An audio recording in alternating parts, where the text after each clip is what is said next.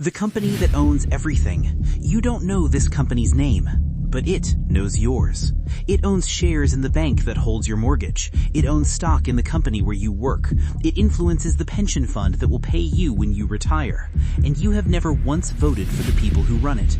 This is not a government. This is not a country. This is BlackRock. And for the next 8 minutes, you are the person who built it. Level 1, the beginning. New York City, 1988. You are 24 years old. You grew up middle class, nothing extraordinary, no family connections, no inherited wealth, no shortcuts. But you understand one thing that almost nobody else does. Risk. Not the feeling of risk, the mathematics of it. You can look at a bond, a mortgage, a financial instrument that nobody else fully understands, and you can calculate exactly how dangerous it is. That skill is about to become the most valuable thing on Wall Street. You start with a desk, a phone, and a single idea. What if you could manage risk better than anyone in the world? Level 2, building the machine. A small office, 8 people, 1 computer. You name the company BlackRock. The name sounds serious, institutional, trustworthy. That is intentional. Your first clients are pension funds, insurance companies, organizations that manage other people's money and cannot afford to lose it. You build a technology system called Aladdin. Aladdin can analyze thousands of financial instruments simultaneously. It calculates risk in ways that human analysts never could. It sees patterns in markets that nobody else is tracking. Your competitors think you're a small firm. They are not paying attention. Within 5 years, you are managing $20 billion. You are just getting started. Level 3, the crash that made you. Wall Street, September 2008. The entire financial system is collapsing. Banks are failing. Markets are in free fall. Governments are in panic. And the phone on your desk will not stop ringing. The Federal Reserve calls you. The U.S. Treasury calls you. Morgan Stanley calls you. Bear Stearns, AIG, Merrill Lynch. They all need the same thing. Someone who can look at billions of dollars of toxic assets, the poisoned mortgages that caused the crash, and tell them exactly what they're worth. You are the only firm with the technology to do it. The U.S. government hires you to manage the bailout. While every other financial institution on Earth is bleeding, you are being handed the keys to the entire system. The crash didn't destroy you. It made you indispensable. Level 4, acquiring the world. Post-crisis, 2009 to 2015. You move fast. You acquire Barclays Global Investors for $13.5 billion. That single purchase makes you the largest asset manager on the planet. You now control iShares, the world's biggest ETF platform.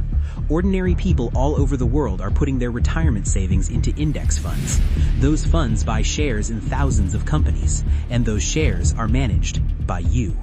Every time a school teacher in Ohio puts money into her pension, every time a factory worker in Germany buys an index fund, every time a government sovereign wealth fund moves capital, a percentage of that money flows through BlackRock. You are now managing $5 trillion, but the number is almost irrelevant, because it's not just about money anymore. Level 5, the invisible shareholder. Here is what most people never understand. When you own shares in every major company, something unusual happens. You become the largest single shareholder in Apple, the largest shareholder in Microsoft, the largest shareholder in Amazon, Google, ExxonMobil, JPMorgan, Bank of America. Not a controlling stake in any one of them, but present everywhere. CEOs know your name. They take your calls. When BlackRock sends a letter about corporate strategy, boards of directors read it carefully. You don't run these companies, but you influence them in ways that are difficult to measure and almost impossible to see. Governments start to notice, journalists start to ask questions, and a quiet word starts circulating in financial circles. The third sovereign. Not the United States government, not the market. BlackRock. Level 6, the political machine. Power at this scale doesn't stay in boardrooms, it moves into policy. Your executives rotate between BlackRock and government. Senior figures from your firm take positions inside the Federal Reserve, the U.S. Treasury Department, the European Central Bank. Government officials leave public service and join your ranks. This is called the revolving door, and BlackRock walks through it more than almost any other institution on Earth. When COVID-19 hits in 2020, the Federal Reserve needs to stabilize bond markets. They hire BlackRock to manage the program. You are now a private company being paid by the government to manage the government's own emergency financial response. The line between BlackRock and the state is becoming difficult to locate. Level 7. The backlash. Not everyone is comfortable with what you've built. Politicians on the left call you a monopoly, a threat to democratic accountability, a shadow government with no voters and no oversight. Politicians on the right call you a dangerous ideological actor, pushing ESG policies, green energy mandates, social agendas through corporate shareholding. You are being attacked from every direction simultaneously. And that, in a strange way, tells you something important. When both sides of the political spectrum are afraid of you, you have reached a different category of power entirely. Regulators in the US, Europe, and Asia begin reviewing your systemic importance.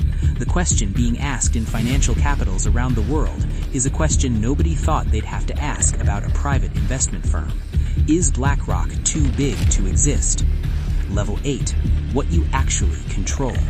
Let's be precise about the scale. By 2024, BlackRock manages $10 trillion in assets. That number is larger than the GDP of every country on Earth except the United States and China. You are a shareholder in over 17,000 companies across 100 countries. Your risk management system, Aladdin, monitors approximately $21 trillion worth of assets globally, including assets managed by your competitors. You have offices in 30 countries. You employ over 20,000 people.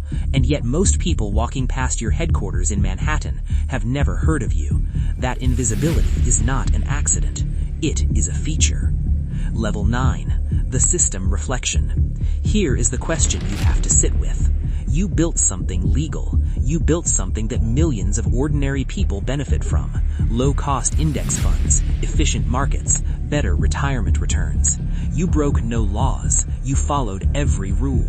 And yet you now sit at the center of a financial system so interconnected, so concentrated, so embedded in governments and corporations and pension funds and sovereign wealth, that if something went wrong, nobody knows what happens next.